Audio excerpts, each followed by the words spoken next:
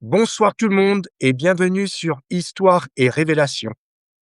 Aujourd'hui, j'ai le plaisir de recevoir un écrivain fort intéressant, Gary McAvoy, qui est un écrivain de thrillers historiques et ésotériques, dont les romans explorent les zones grises de l'histoire, les secrets religieux, les manuscrits interdits et les fractures entre foi, pouvoir et vérité.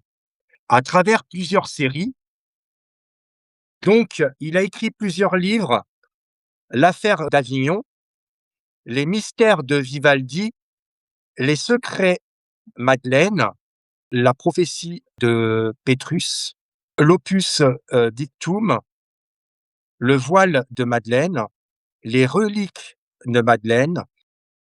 Il tisse une œuvre cohérente où l'archive devient un champ de bataille et où la fiction sert de révélation. Cette interview propose une immersion en 5 thèmes pour comprendre à la fois son univers littéraire et le chemin intérieur qui l'a conduit à écrire.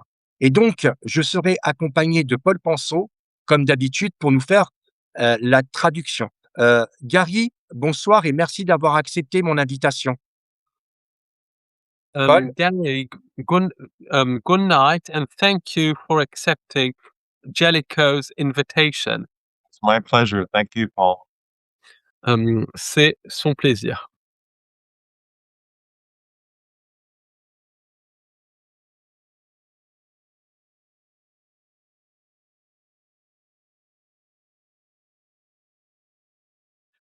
Um, your books are very coherent.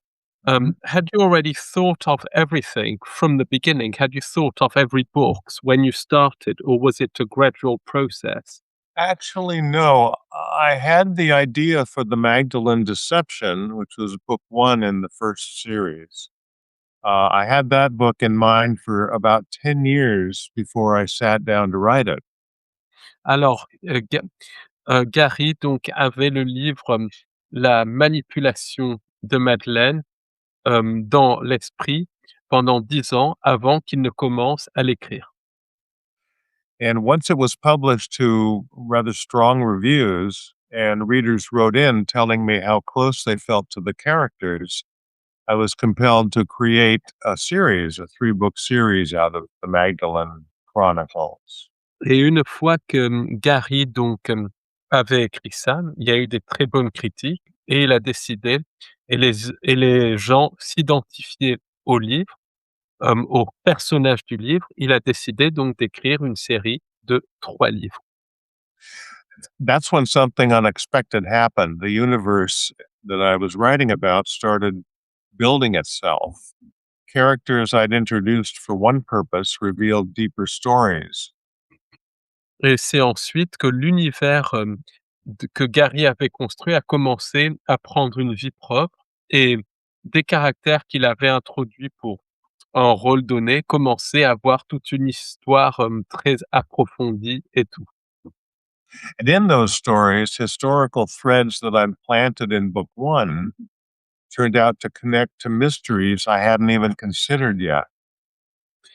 Et des, des liens historiques dans le premier livre étaient connectés à des mystères que Gary n'avait même pas envisagés.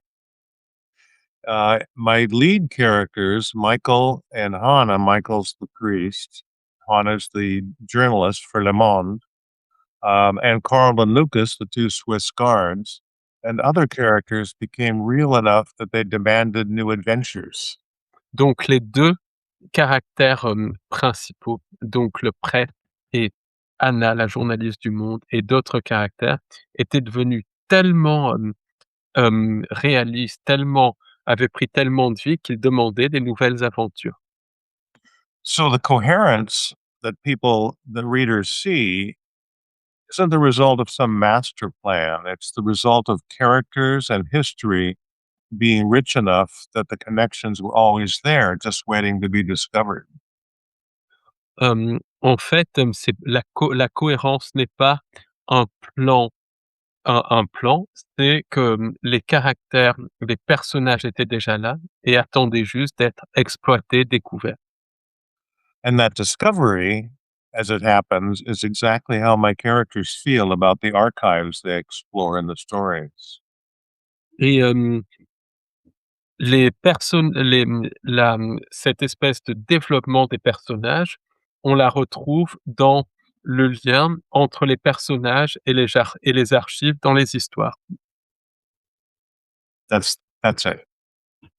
Voilà, c'est la réponse. OK, et ce qui est intéressant dans ces livres, c'est que, il l'a bien précisé, comment est venu, de raconter ces histoires et surtout de savoir parce que tout l'univers est concentré en Europe et comment ça a émergé en lui pour écrire ces romans? Est-ce que c'est quelque chose qui est venu naturellement ou ça fait depuis des années que ça a émergé et puis à un moment donné, bah, il s'est dit: «Tiens, il faudrait que je les mette en forme et que j'écrive»? Um, so did it come naturally? Did the stories that are based in Europe come naturally, or did you suddenly decide, right, I've got those ideas. Shall I write them down? How did it come to you? The inspiration, basically. Not quite sure I understood the question. Mm, how did were the characters l- already were they already present in your head and suddenly you decided to write, or did it just come naturally like that, basically? No, it came naturally. The characters, I had the priest in mind and Hannah the journalist. Um, the other characters came in, they introduced themselves to me in effect, and that's how most authors deal with their characters. They appear and tell them how they wish to be played in the story. En fait, ça s'est fait naturellement. Gary avait Anna et le prêtre, et puis après les autres caractères sont apparus naturellement.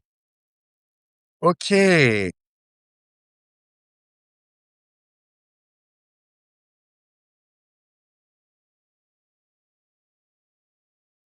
What is the invisible thread linking everything in those thrillers? That thread is really about what institutions choose to remember and what they choose to bury. Le lien invisible, c'est en fait, ce que les institutions comme le Vatican donc, veulent se rappeler et ce qu'elles cherchent à mettre sous le boisseau. And excuse me, in the Magdalene books, it's the suppression of a woman's role in the founding story of Christianity. Et les livres de Madeleine, c'est la suppression du rôle de la femme dans la fondation du christianisme. In the Secret Archive thrillers, it's broader. The idea that the Vatican sits on centuries of accumulated secrets and that every sealed document represents a decision somebody made that the world wasn't ready for that particular truth. Dans les archives du Vatican, c'est beaucoup plus vaste, c'est les documents du Vatican et chaque document scellé était basiquement des décisions faites au moment où le monde n'était pas prêt à entendre une vérité. Donc les décisions étaient faites et scellées. The characters carry over because they're the kind of people who can't leave a sealed door unopened. Et les caractères, les personnages sont présents parce qu'ils ne peuvent pas laisser des portes, non ouvertes, des portes fermées non ouvertes et des secrets non découverts. And next question. OK. Prochaine question, Gélico. Oui, alors, écrivez-vous d'abord pour raconter une histoire ou pour, poser des questions au lecteur? Do you write mainly to tell a story or do you write to ask readers questions? Well, you can't do one without the other. If I'm honest, the questions come first. L'un ne va pas sans l'autre, mais pour être honnête, les questions viennent en premier. I'll stumble across some historical mystery and say a gap in the record or a document that doesn't quite add up. and I'll think, what if? The Je story vais grows tom from there. je vais tomber donc sur, un mystère dans l'histoire, un problème par exemple dans les archives historiques et puis je vais me poser une question, hem, que qu'est-ce qui se passerait si, l'histoire grandissait? But you see, I'm a thriller writer at heart. So if the questions don't serve the story, if readers aren't turning pages at midnight, then I haven't done my job. Je suis un auteur de thriller, donc si les questions ne servent pas l'histoire et si les lecteurs ne veulent pas justement tourner les pages à minuit, alors je n'ai pas fait mon travail. The trick is making the reader want to know the answer as badly as the characters do. Ce que je cherche à faire, c'est que le lecteur ait envie de trouver la réponse autant que les personnages. And next question. Très intéressant. Question suivante. Pourquoi les archives secrètes du Vatican, sont-elles un décor si puissant pour vous? Why are the archives in the Vatican secrets such an important decoration for you? Why are they so important to you? Because they're real. That's what that's what people forget. There are 85 kilometers of shelving in the Vatican archives, documents going back over 1,000 years. And for Les most of gens that, les gens oublient qu'il y a 85 kilomètres d'archives dans les armoires du Vatican. 85 kilomètres, donc c'est énorme, des documents qui remontent à des années et des années. and for most for most of that history, access was extraordinarily restricted. Nobody but the Pope could read the archives. Et pour toute cette histoire, l'accès était extrêmement restreint. As a novelist, you couldn't invent a better setting. It's a place where the boundary between documented history and suppressed history is literally a locked door. And behind that door, anything is possible. En tant que romancier, on pouvait pas, espérer mieux et littéralement entre l'histoire et l'histoire cachée, la frontière, c'est une porte fermée, littéralement et on peut pas espérer mieux. Voilà, c'est la panacée pour un romancier. Ouais, et justement, est-ce qu'il a pu avoir accès à ces archives? Si oui, qu'est-ce qu'il a ressenti quand il a pu, voir, ces archives? Very interesting question. So, when you were writing those books, did you have access to the Vatican archives? And if you did, what did you feel when you saw those archives? I haven't had direct access to the Vatican archives. Il n'a Uh, pas eu accès direct aux archives du Vatican. there are many artifacts and manuscripts one can find online, but they're in uh, Coptic and Greek and ancient languages, and most in Latin. Il y a Which des manuscrits, qu'on peut trouver en ligne, mais ils sont en copte, en grec, en des vieilles langues et beaucoup sont en latin aussi. and I don't understand most of it. So Et je ne I comprends had pas to tout ça. create the manuscripts in my mind. Et donc j'ai dû recréer les manuscrits dans mon esprit. D'accord, et justement quand il a regardé via internet ces manuscrits, au premier instant, quand il l'a vu, qu'est-ce qu'il a ressenti? And when you saw those manuscripts, those old manuscripts on the internet in Coptic and languages, when you saw them on the internet, what did you feel? What was your first Uh, feeling?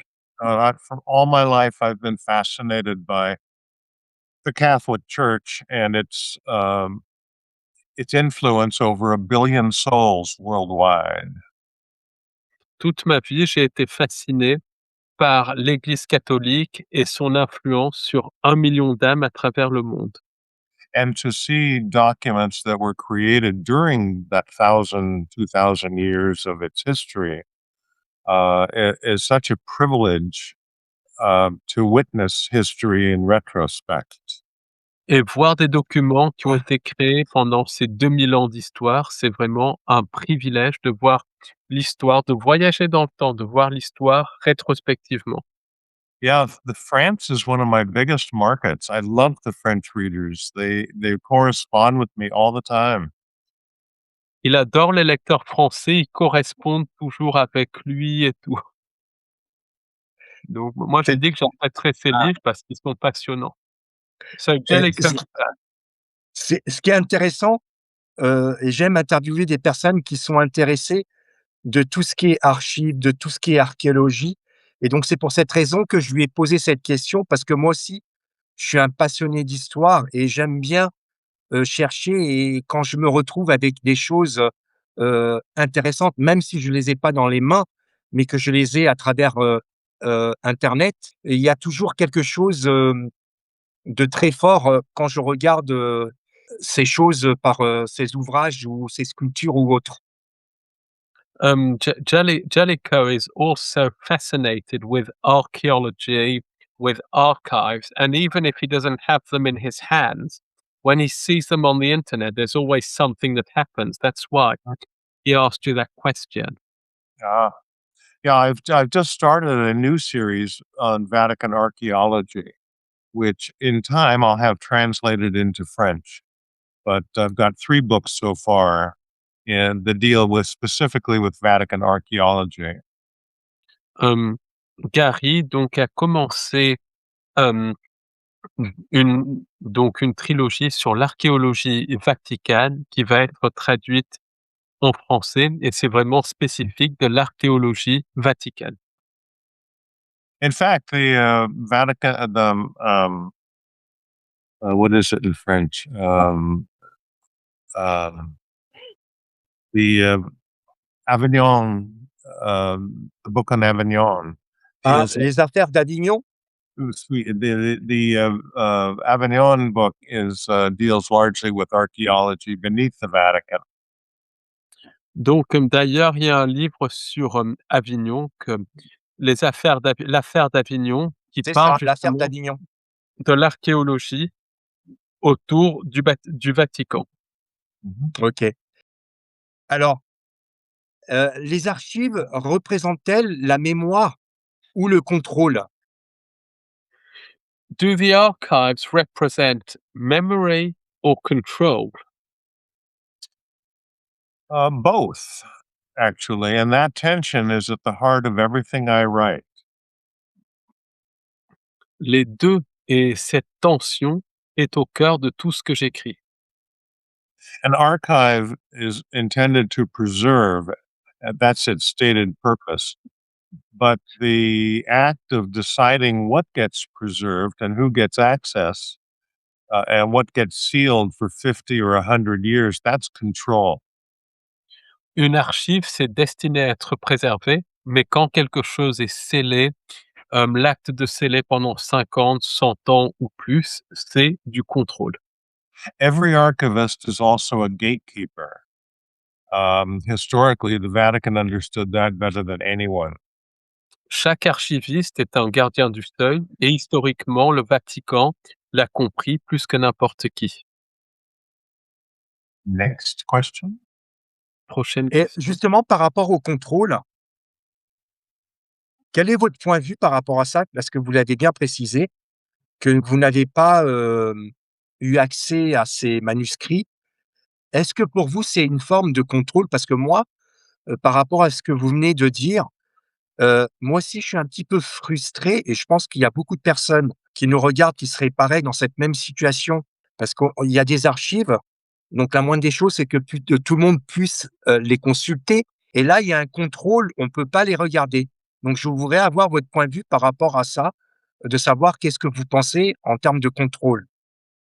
Regarding, control, when you couldn't have, access to the Vatican archives, that's a form of control.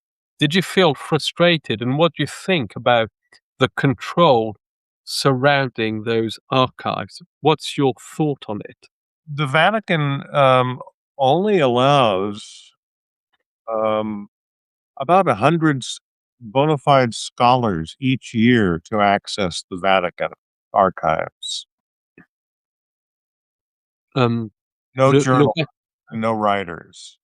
Le Vatican, ne laisse que quelques universitaires accéder aux archives.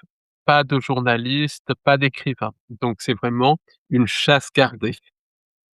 C'est dommage, parce que c'est un savoir qui pourrait être transmis, à tout le monde et que nous, on n'a pas accès.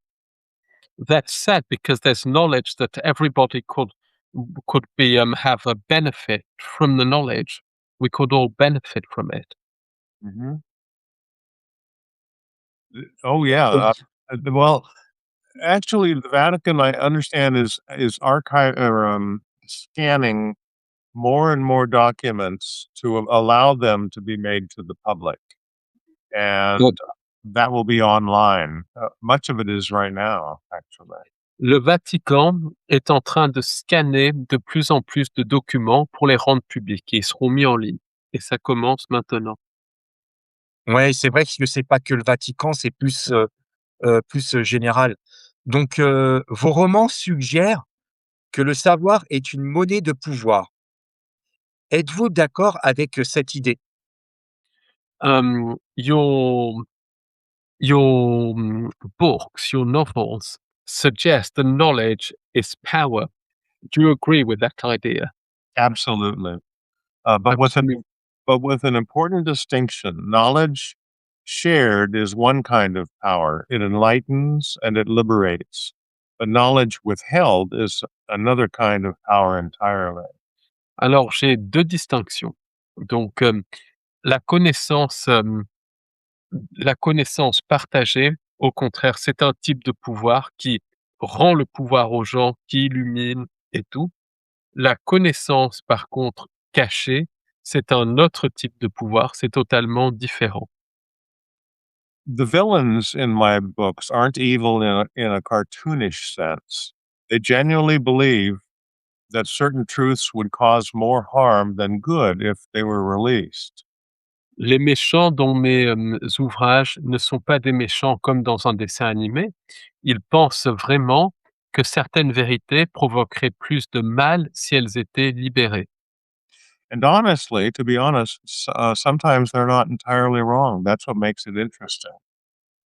Et ce qui est honnête, c'est qu'ils n'ont pas toujours tort et c'est ça qui le rend intéressant. Next question. Pensez-vous que certaines vérités, ne puissent pas être révélées sans provoquer le chaos? Do you think some truths would provoke chaos if they were revealed? I believe some truths have been treated that way by the people who control them. Whether the chaos would actually follow is another question. Certaines vérités ont été considérées comme ça par ceux qui les maintiennent, mais est-ce qu'il y aurait du chaos? Ça, c'est une autre question. I think institutions tend to overestimate the fragility of the people they serve and underestimate their capacity to absorb difficult truths. Hem, les institutions ont tendance à sous-estimer les capacités, des personnes de qui elles cachent ces vérités et au contraire de surestimer en fait, leur réaction par rapport à ces vérités parfois difficiles. But I also think that timing matters. A truth revealed in the wrong context without preparation can be weaponized. Mais je pense, que le timing est très important parce qu'une vérité révélée dans un mauvais hors contexte, peut être utilisée comme une arme littéralement. And that weaponization of truth is a recurring theme in my books. It's not just what you reveal, but when and how. Et cette utilisation de la vérité comme une arme, c'est un thème dans mes livres. Ce n'est pas seulement quand une vérité comment une vérité c'est pas seulement la révélation de la vérité, mais comment et quand une vérité est révélée. Ready for the next one?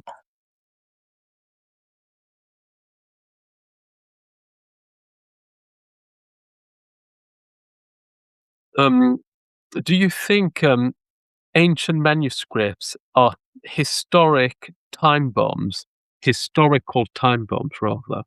That's a wonderful way to put it. And yes, a manuscript is someone's voice preserved across centuries, waiting for the right reader. Et la réponse est oui, parce qu'un manuscrit, c'est la voix de quelqu'un qui est préservé au travers des siècles et qui attend le bon lecteur. And sometimes when what that voice has to say is profoundly inconvenient to the people who've built their authority on a different version of events. Et parfois, ce que cette voix a à dire est différente de ce que les personnes disent qui ont construit une version de la vérité et un système de contrôle par rapport à une version de la vérité. For example, the Dead Sea Scrolls and the Nag Hammadi texts that were found in the desert, these were real historical time bombs. My job is to imagine the ones that haven't been found yet. Par exemple, les manuscrits de la mer Morte et les manuscrits du Nag Hammadi qui ont été trouvés dans le désert, c'était des véritables bombes à retardement historiques et mon travail, c'est de retrouver, les bombes à retardement, qui n'ont pas encore et de imaginer les bombes à retardement, entre guillemets, qui n'ont pas encore été découvertes. That's it. OK. Et donc les prochaines questions sont basées sur le secret, Madeleine. Donc, The pourquoi, next one about the Madeleine secret. oui, pourquoi Madeleine occupe-t-elle une place si centrale dans vos œuvres? Why, is Mary Magdalene, so important in your work? Well, keep in mind she only appeared in 3 of the 18 books I've written, but in truth, Magdalene represents the greatest editorial decision in Western history. Alors elle est apparue que dans 3 livres sur 18 que j'ai écrits, mais Madeleine, c'est quelque chose qui a été édité, c'est une des plus grandes choses qui a été effacée dans toute l'histoire de l'Occident. Here's a woman who, by the earliest gospel accounts, was the first witness to the resurrection, the most important event in Christian theology. C'est la femme qui était la première témoin de la résurrection, l'événement le plus important de la théologie chrétienne. And yet she was systematically diminished, conflated as a prostitute, and pushed to the margins of the story. Mais elle a été systématiquement dénigrée, présentée comme une prostituée et mise aux marges de l'histoire. L'histoire, littéralement de l'évangile et de l'histoire avec un grand H. That's not just a historical injustice, it's a mystery. Why was she suppressed? What was so threatening about her prominence? These questions launched an entire series for me. C'était non seulement une injustice historique, mais qu'est-ce qu'elle menaçait? Qu'est-ce qu'elle menaçait? Et toutes ces questions ont été à l'origine d'une nouvelle série de livres donc. Bah, on suppose que peut-être la menace, vu que c'était la première, à cette époque, c'était plus le côté masculin qui dominait. Donc est-ce que c'est peut-être à cause de ça? The threat may be, because she was, a woman and the time period, it was the masculine that dominated and Ab- nobody wanted to see the feminine. Absolutely, yeah. The patriarchal dominance in throughout the church's history is what suppressed Magdalene, and because she was considered a disciple of Christ, that was putting her on a par with men, and that was not to be. C'est le patriarcat Donc c'est le patriarcat qui a fait ça et comme c'était un disciple, elle n'était et que ce n'était pas un homme, tout allait mal. OK.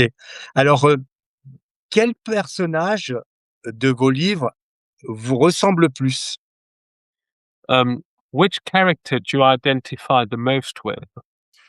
Father Dominic, the priest. I Le uh, I was an altar boy when I was young, and then I entered the seminary to become a priest when I was 17. Le père Dominique, le prêtre parce que j'étais enfant de chœur, quand j'étais jeune et quand j'ai 17 ans, je suis rentré dans le séminaire pour devenir un prêtre. That didn't work out. Mais ça n'a pas, fonctionné. et est-ce que vos romans, sont-ils une tentative de réparation symbolique? Are you trying to repair the damages done by the church in your books? To some extent, I think so. Yes. À un niveau, oui. Um, I don't have a grudge. I have always loved the church's rituals and the fact that a billion souls look to them for guidance. I've moved away from the church myself, but I still respect its rituals and its purpose. Mais, j'ai grandi donc, dans l'église et je respecte les rituels de l'église et le but de l'église. Alors, croyez-vous que l'histoire a été écrite, par la peur autant que par le pouvoir? Do you think history was written as much by fear than by power?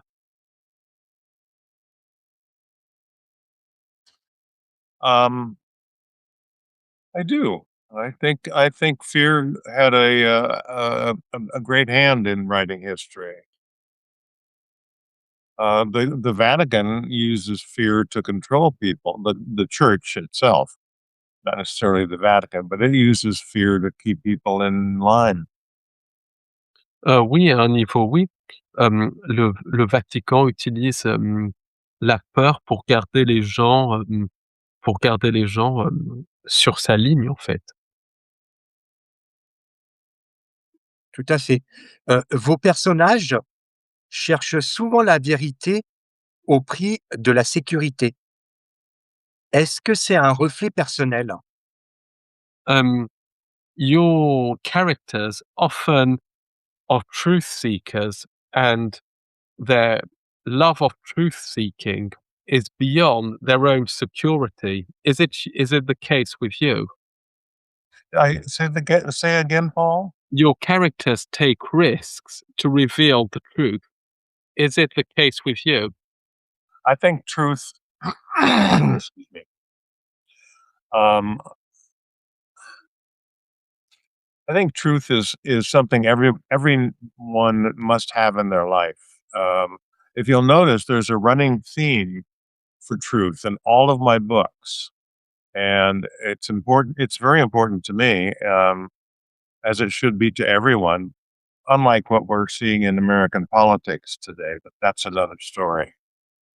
Je pense que la vérité, c'est quelque chose de, fondamental et c'est pas comme dans la politique américaine. Mais ça, c'est une autre histoire. Oui, yes et on sent aussi dans vos romans, surtout de celui de, Madeleine, il y a le féminin sacré. Est-ce que justement le féminin sacré est une clé de lecture essentielle dans votre œuvre? Is the sacred feminine a key to read your books? The sacred what? Feminine. Is it a key to read my books? Yeah, is it a key in your books rather? To some extent, yes. Yeah, I I appreciate the woman's place in history. I think it's been tarnished a great deal, but my books elevate women. À un niveau, oui, parce que j'apprécie la place de la femme dans l'histoire, mais elle a été ternie et mes livres élèvent le rang de la femme. Alors, si une archive secrète devrait être ouverte demain, laquelle choisirez-vous? If a secret archive were to be opened tomorrow, which one would you choose? That's a hard question to answer. I would probably look back toward to the Renaissance where great things were happening and how the church influenced the development of emerging art and to some extent technology when we're talking about Leonardo da Vinci, for example. Alors moi, j'ouvrirais, les archives de la Renaissance parce que tout l'art était en train d'émerger et je regarderais comment l'Église a influencé le développement des arts comme des p et de la science comme avec des gens comme Léonard de Vinci et tout ça. C'est vrai que c'était des périodes, très intéressantes, beaucoup d'activités et par rapport à ça, je vous suis aussi. Um, Jellicoe, follows you there because it's a very interesting period. Mhm. Oh, I'm a big Renaissance fan. Gary est un fan de la Renaissance. Bah, il faut qu'ils viennent en France. Well, come to France, it's the Renaissance country. Been to France many times. I lived during the army. I lived in Germany for 3 years, and my most visited place was France. I loved the little towns and the countrysides.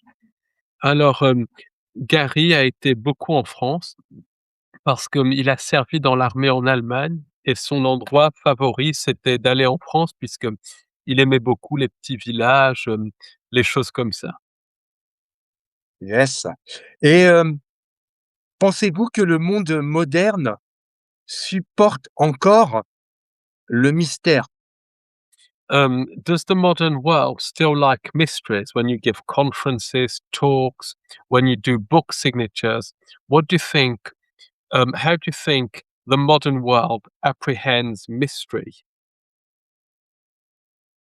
Everybody loves a mystery. Um, thriller, modern mystery books and thrillers and detective fiction are very high in readership. Um, Especially in France. France has a very high readership in mystery and thrillers, as does England. Tout le monde adore les mystères et les thrillers, particulièrement en France et en Angleterre et en Grande-Bretagne. Et aux États-Unis? In the USA, do people like mysteries? Oh yes, yeah. Thrillers in Thrillers, particular, mystery. and mysteries are very are widely read in the U.S. Yes. Oui, les thrillers et les mystères sont beaucoup lus aux États-Unis. OK. Vous avez, parlé, de votre service, militaire en Allemagne et donc, en quoi votre expérience dans l'armée américaine a-t-elle, façonné votre regard sur le monde? Um, you spoke about your military service in Germany. Um, how did your time spent in the US Army shape your vision of the world? That experience taught me about hierarchy, about how large institutions actually function behind the official story. Cette expérience m'a appris la hiérarchie, comment les institutions fonctionnent derrière l'histoire officielle.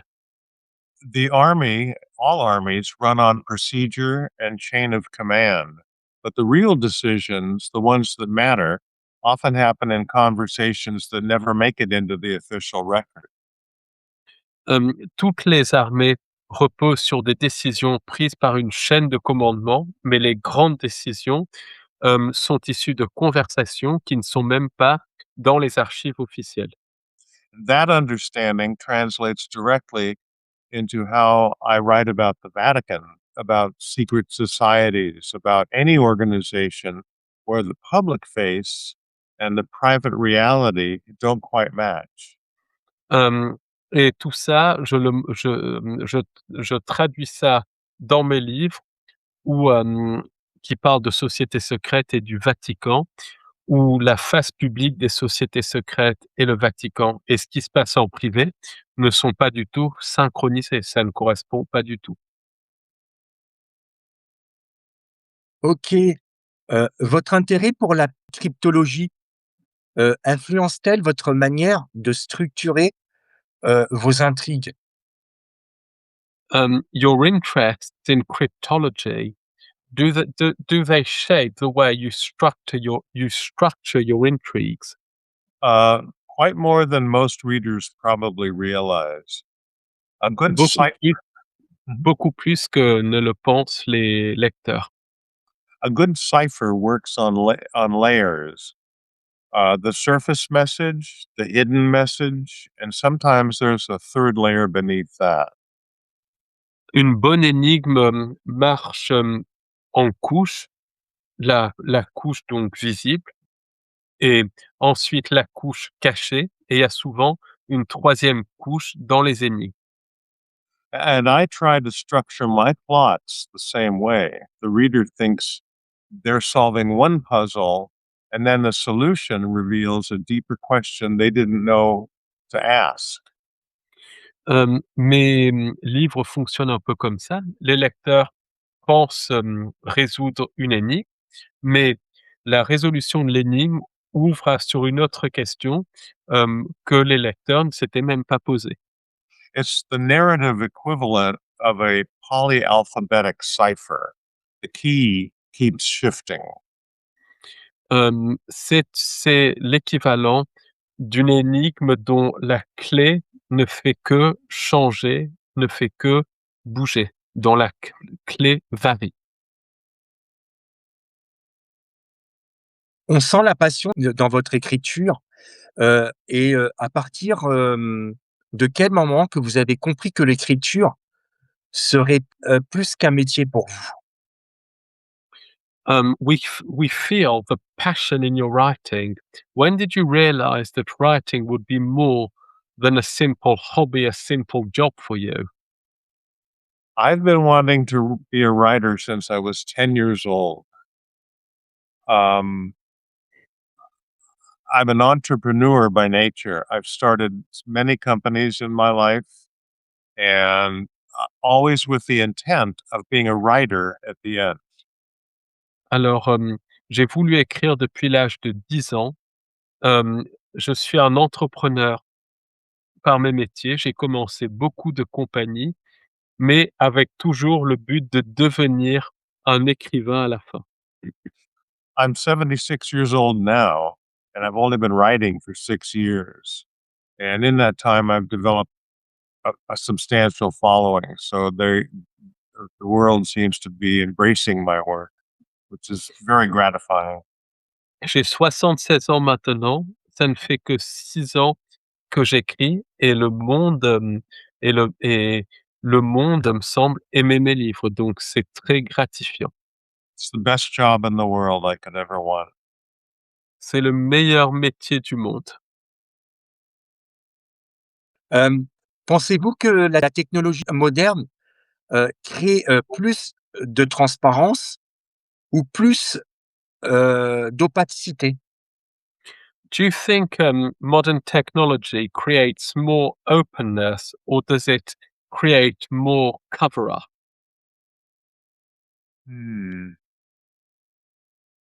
That's an interesting question.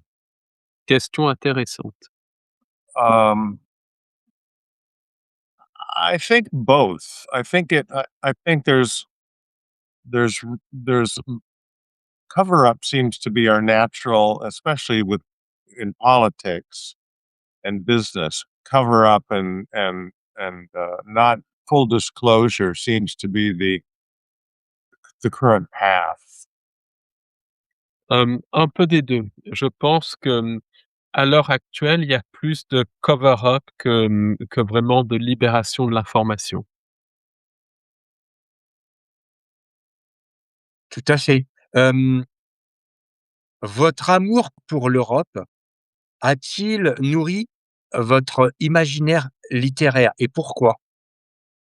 Has your love for Europe fueled your literary creations, and why, if it has? Um, my love for Europe is enormous. I would love to live there. I was actually going to move to Italy at one point, uh, but that didn't work out. Mon amour pour l'Europe est énorme. Je voulais d'ailleurs, y vivre et j'allais, vivre en Italie à un moment, mais ça ne s'est pas fait.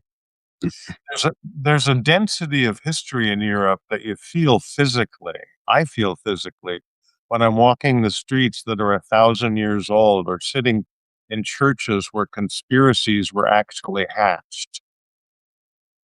En histoire, il y a une densité de, d'histoire qu'on peut ressentir quand on marche dans des rues qui ont 1000 ans ou quand on est dans une église où des complots ont été faits et tout, on sent l'histoire.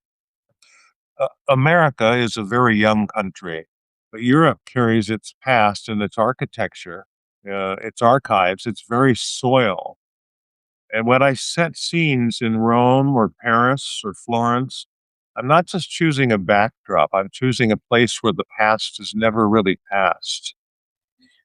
L'Amérique est un pays très jeune et alors que l'Europe, c'est littéralement un pays historique, l'histoire est partout et quand je fais un livre, qui se passe à Rome, Paris, Florence ou n'importe où, le passé est littéralement encore là. Le passé est là.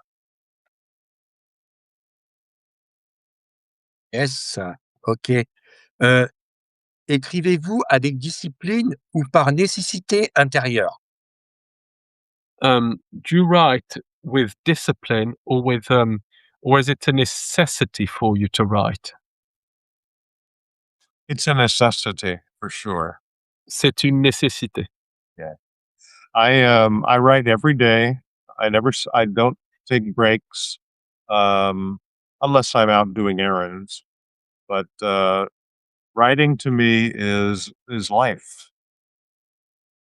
J'écris tous les jours, je ne m'arrête jamais, je ne fais pas de pause, sauf si je suis dehors à faire des courses, des choses comme ça, mais c'est une nécessité pour moi, c'est ma vie. Est-ce que si à un moment donné dans la journée ou quelque temps après, comme vous le précisez bien que c'est une nécessité d'écrire et si vous le faites pas une journée, est-ce qu'il y a quelque chose, un manque? If you don't write for a day, is there something that you miss? Is there, something missing because you haven't written? No, no, I'm always thinking about my books, but stepping away from them, say, taking a weekend trip away, that that kind of recharges me and and strengthens the book. Hem, non, c'est pas, je ne ressens pas de vide parce que, je pense toujours à mes livres, mais si je pars en week-end et tout ça, ça me permet de me recharger et ça renforce le livre. OK. Quel a été le moment le plus décisif, de votre parcours? What was the most decisive event, in your life, in your career, in your writer's career, whatever, that really shaped your passion, if you like, Of for writing, for writing? visiting Europe as many times as I have. La Uh, vis C'est la visite de l'Europe. yeah, I there's just so much history there, and everywhere I went, I found stories that needed to be told or that I could build on to tell fictional stories. Il y a tellement d'histoires en Europe et tout, voilà, qu'il y avait des histoires racontées, de l'histoire que je pouvais utiliser pour raconter des histoires fictives et tout, donc voilà, c'est l'Europe. OK. Pensez-vous que la littérature puisse encore changer le regard sur le monde? Do you think literature can change one's way of looking at the world? I do. And I think fiction has an advantage over nonfiction in that regard. A historical essay can inform you. A novel can make you feel what it was like to be the person who opened that forbidden document or who realized the institution they served had been lying to them for centuries. Hem, un essai historique peut faire connaître l'histoire, mais un roman peut faire vivre, l'événement et tout, peut faire vivre littéralement le rôle d'une personne qui découvre, un secret caché et tout. And that emotional experience changes how you see the world in ways that facts alone can't. At least that's what I aim for. Et cette expérience émotionnelle de se fondre avec un personnage de roman change la manière, dont on voit le monde, ce que les faits ne font pas toujours. Avez-vous déjà renoncé à écrire certaines choses par prudence? Have you already, not written things because you were frightened, because you were prudent, because, the information was too strong? Didn't quite catch that, Paul. Say again? Um, have you already, not written something because the information was too difficult for Ah, people to bear, or too dangerous? no, no, I thrive on danger in my writing. I embrace it and I try to present it in ways that people can understand and without having an agenda myself, where they can learn from what I'm writing. Non, au contraire, le danger, j'adore le danger et et au contraire, par le danger, les gens peuvent apprendre en fait. I don't write for just to tell a story. There has to be something that people learn. At least that's how I feel about it. Je And je n'écris pas pour raconter seulement une histoire, les gens doivent apprendre par mes histoires. Pensez-vous que le futur aura encore besoin, de mythes? Do you think the future will still need myths? I think the future will create them whether it needs them or not. Myth is how human beings make sense of complexity. We compress vast, messy truths into stories we can carry with us. Le futur créera des mythes parce que, en fait, il y a des vérités qui sont transformées en histoire qu'on peut ensuite porter avec nous, qu'on peut garder. Donc, le futur créera des mythes. And the danger isn't myth itself. The danger is when we forget that myths are just stories and we start treating them as history. That confusion is the engine for at least half of my novels. Le danger, hem, le danger, ce n'est pas les mythes, c'est quand l'histoire devient, une histoire, un roman, en fait. OK. J'ai encore 2 questions, puis après on va arriver à un terme à notre interview. Hem, 2 more questions, Gary, for you. Is that okay? Say that again? Yeah, 2 more questions for Sure, you. Is that sure. okay? Oui. que vous reste-t-il à explorer, littérairement? Um, what do you want to explore in your books? What do I In want? to explore in your books, which theme would you like to explore in your books in the near future? It's always truth. Truth is what I seek in the world and in literature, in what I write. There always has to be a search for truth. Otherwise, we're in people influenced, especially with social media, where truth is lacking. Ma trame, finalement, ce que je cherche à explorer, c'est la recherche de vérité parce que, Voilà, là, c'est essentiel parce que la vérité avec les réseaux sociaux et tout, il y a plus de vérité, en fait. On est dans l'ère post-vérité. Tout à fait. Et donc ma dernière question avant de conclure, si vous deviez résumer votre œuvre en une phrase, laquelle serait-ce? Can you give one sentence to describe all that you've written? Hmm. Hmm. Um, Jelko, I have to get back to truth. Truth is the main theme that runs through 18 books that I've written. Michael Dominic, the priest, is always searching for truth because he grew up not knowing it. Hem, Ça serait la vérité parce que le prêtre dans mes livres, donc Dominique, il cherche, la vérité parce qu'il ne l'a pas grandi dedans. OK, heu, moi je suis très honoré, donc je voulais vous remercier profondément d'avoir accepté, cette interview et donc pour conclure, heu, si vous êtes intéressé, vous trouverez, tous ces romans sur Amazon. C'est super intéressant et Gary, en général, à mes invités, je leur laisse le mot de la fin et donc je vous laisse le mot de la fin. So Jellicoe says, go and see Gary's books, on the Amazon. And what would you say to end this interview, Gary? It's for you to conclude.